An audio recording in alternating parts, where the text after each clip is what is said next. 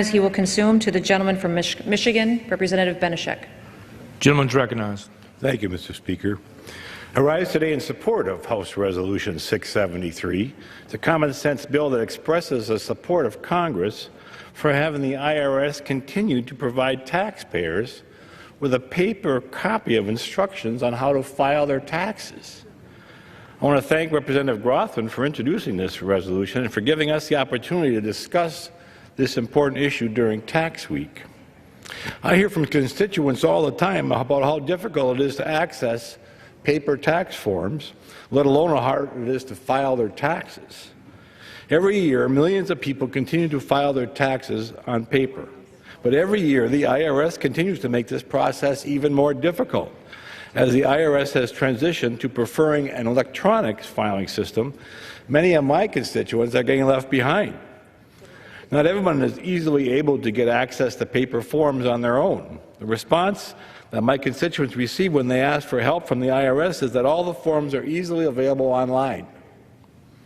Unfortunately, more than 25% of all Americans lack regular or easy access to the Internet. And over 50% of seniors do not own a computer. Other people just want to file by paper. We need to preserve this option. Besides the accessibility concerns, we hear more and more about the dangers of electronic data security, tax fraud, dangers which are exacerbated by e-filing. Many of my constituents want to avoid these threats to their personal information, and the IRS is actively hindering them from taking sensible precautions. I actually introduced legislation, the PAPER Act, in this Congress that would require the IRS to send filing instructions and tax forms in paper format if someone traditionally files their taxes on paper.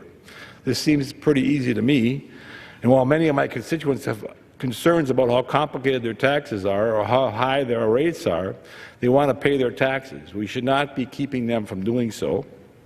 And I urge all of my colleagues to support this simple resolution. And I think if the IRS would stop going after individuals about their politics, they would have plenty of money to send out the forms. I yield back the remainder of my time.